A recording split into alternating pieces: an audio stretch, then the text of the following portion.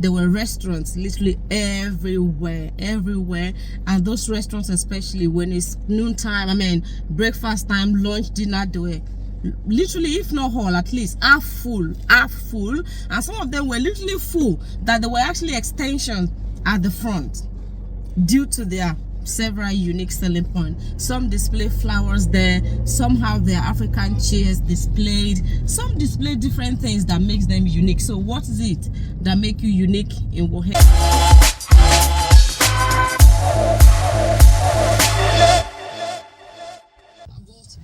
Hi everyone, Deborah here. So I just want to quickly share with you from the abundance flowing in my heart today. I was thinking about my last experience because of the shirt I'm wearing today, the t-shirt, which it's got Paris written on it. And when I went there a few weeks back, Paris was beautiful, lovely. But then I saw the news of the riot, or the, should I call it riot, or protest going on, and I was like, wow, I could see how all the beautiful street has literally turned into looking like something else that I don't want to say now.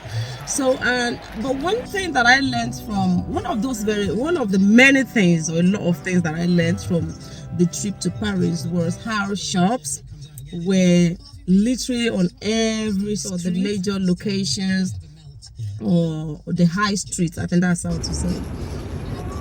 So I talked about how the high streets were literally filled up with a lot of shops, not just shops, let me put it, a lot of restaurants. And those restaurants, when it's time for breakfast, they are literally filled up. When it's time for lunch, noontime, they are filled up. Evening time, up to probably midnight, or even up to like midnight, some of them were literally filled up, to the extent that certain restaurants also have an extension in front of the shops. And that made me wonder, like, wow, this is an example of things that easily discourage us about what we have in plan to do. Maybe we want to start a business, we want to be selling goods, services, or whatever we have in mind, or we want to use our talent, we want to showcase our talent, let me put it that way. But then because we've seen a lot of other people doing the same thing, we literally think that, we're not up to the task, or the whole unnecessary competition. That's the word. I don't know why I'm missing my words today. So we kind of put unnecessary, or placed unnecessary competitions on ourselves. And that's my point today. So based on what I saw, I'm like, wow, everyone sells. But now I discover something about these different businesses, or these different restaurants. One thing that is peculiar is that they have their own unique selling point. For some of them, there are flowers nicely displayed, a lot of flowers placed strategically at different locations in the stores. Some of them display their unique sitting settings, their unique kind of chairs outside, decorations. Let me just put it that way, unique decorations. And when you get inside to place your order for food or whatever you want to buy, you can also see how welcoming they are, how loving, how they welcome you. They'll talk to you. Some will allow you to charge your phone, some quite a lot. So now I think that's their unique. Each of them has different unique selling points.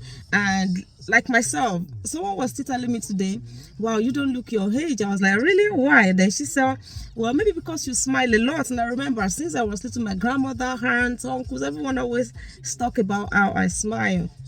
And that could be my own unique selling point. Maybe that's one of the reasons why you listen to me, or the tone of my voice, how I talk, how I do things, maybe how I present myself, how I write things, or how I do my video. It could be anything really, but to be honest, one of my unique selling points is my smile, and probably how I comport myself, how I dress, and my complexion, of course, beautiful, isn't it?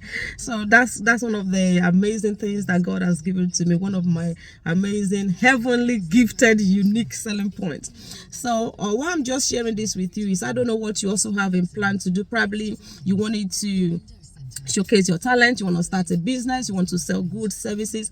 But honestly, there are a lot of things to discourage us. Yes, there are unhealthy competition, but I don't want you to think about the unhealthy ones. I want you to think about the healthy competitions that exist, the healthy one that will push you forward. Because you see someone doing well, it's also a good thing to make, it should be a kind of a push for you, an encouragement, a motivation for you, that if this person can do it, I can do it as well. And so just go ahead, put God first, pray on whatever God is leading you to do, and just step forward, step forward, step forward. That's my motto. Keep stepping forward in whatever you do. Stop being discouraged by unhealthy competition. Stop being discouraged by your personality. If there are things you need to work on your personality, work on them. To be honest, there are several things that I still work on about my whole personality as well. And I wish you all the very best in what to do. But in recap, everything I'm talking about is just letting you aware that whatever you do, you can also prosper at it. Just like there are several restaurants, like I've mentioned, in Paris, and they are all making good sales. They are very close to each other, very, very close to each other on different high streets or different different